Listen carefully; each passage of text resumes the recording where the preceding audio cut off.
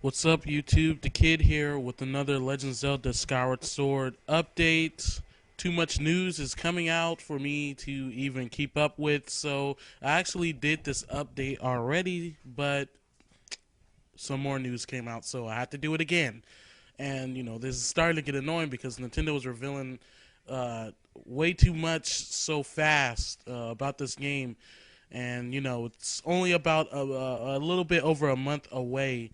So it's good to know this news, but it's coming out a little bit too fast. So I'm gonna tell you guys right now, none of these pictures are going in any particular order. Um, some pictures will start up when I start talking about certain subjects, so just for you guys to know. But right now, you can see the new artwork that Nintendo released not too long ago. And yes, this is the artwork that was on the Game Informer October magazine. And yeah, it looks cool. You get Link and the Master Sword, Link holding up the Master Sword skyward. The artwork of Fi, the artwork of Zelda's father, Gaepora, and you get artwork of Groose, Link's bully, and some artwork of some enemies like the Lizalfos and such. Wondering if there's any more Zelda artwork or Girahim artwork to come. Don't know. You know, it's up in the air at this point, but yeah, the artwork looks good. I don't understand why the artwork for Link and the people in general are kind of like painted like colors, and the artwork for the enemies are more three-dimensional, like 3D rendered. So it looks cool, but just don't understand that. But hey, um, a lot of new information's coming out. I'll get to that in a minute. But as for some exclusive content, uh, there will be new Skyward Sword footage and details that will appear on GTTV on October 27th. And Reggie Films Ame, president of Nintendo of America, will be presenting that on GTTV. So if you have Spike TV channel, you'll be able to tune in that. Or if you go to GameTrailers.com, you'll be able to see it there too, the whole episode, everything. So I will be covering whatever information, video, exclusive footage, and do an update on that. And yeah, I'll just cut it out or something from the video from Game Trailers. So um, yeah, so more stuff, more news. The American site has been updated as well as the Japanese, and we get two new locations, and that includes a Providence and a dungeon. And the Providence is Lake Floria, and the it's home to a new tribe, a squid-like tribe called the Parella tribe. So that's what they're called. I'm not sure if they're called Parellas or Parellians or anything like that, but they're squid-like, fish-like beings that reside in Lake Floria. So basically, one of the new races of the seven, supposedly, that has been said that there will be seven new races, and yeah, it's Floria Lake is just south of the Foreign Woods, and actually it's in the same vicinity. So this brings up to question how many dungeons exactly is in the game. A lot of people are speculating six, and some are saying maybe eight.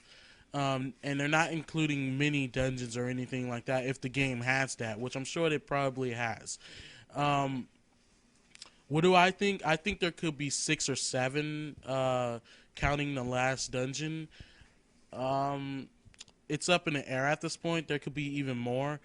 But if you look on Japanese sites, they show these three areas, which, as you can see, only really the Foreign Woods has been, a lot of things have been revealed for that.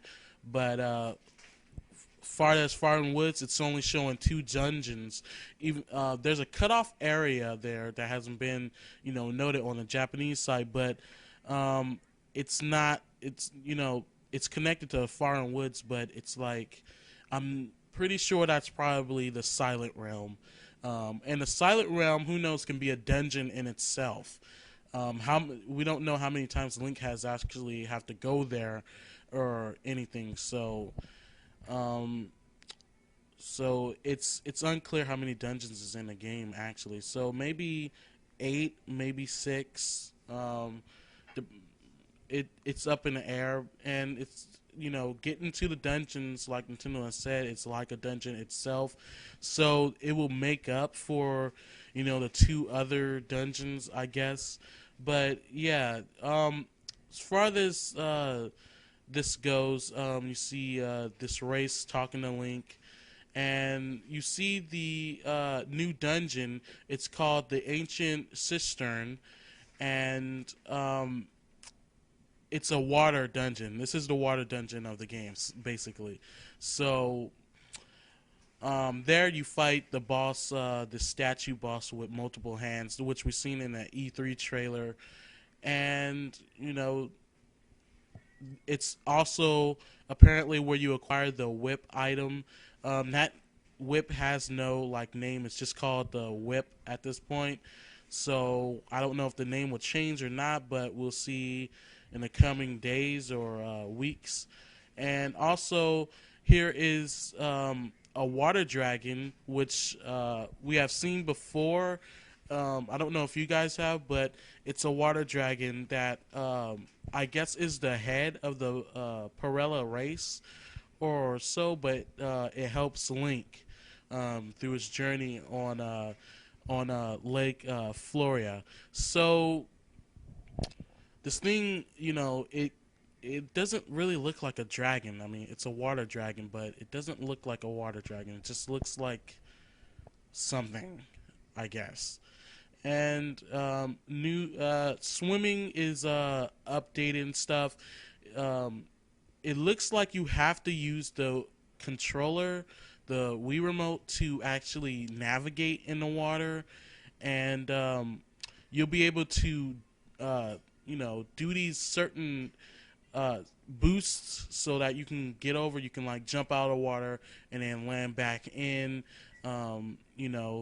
And Link does that in a video, which I will post a link to both of these videos showing both of these places for you guys to see for yourselves and look at. So if you think they're spoilers, they're really not. I mean, it was released by Nintendo, so it's not.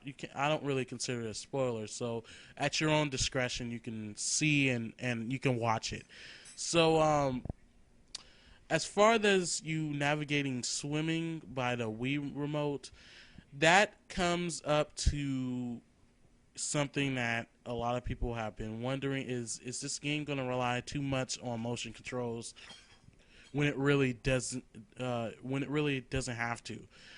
I can see that potentially being the biggest problem in the game is relying too much on the motion controls. I mean, I'm pretty sure there will be times where you'll be thinking why couldn't I just use the joystick to do this certain action or something? You see, you have to balance the Wii remote to balance on a rope and stuff. So I think it probably will just make the game more fun and a little bit more challenging. Maybe get annoying to some people, but who knows. So also there's something called a Fun Island, and it's one of the small islands that float near Skyloft, and as the name suggests, there is a lot of fun to be had there. So probably mini games, kind of like how in Twilight Princess you had that tent in the castle town with a bunch of mini games and you can win certain things. So maybe that's where you get a new weapon, maybe the boomerang or something like that. So as far as the whip will be able to solve certain puzzles and also will allow Link to swing on branches and stuff like that. So kind of like Wind Waker when Link at first had just that rope and that little grappling hook at the end of it, and then eventually he got something better. So eventually the update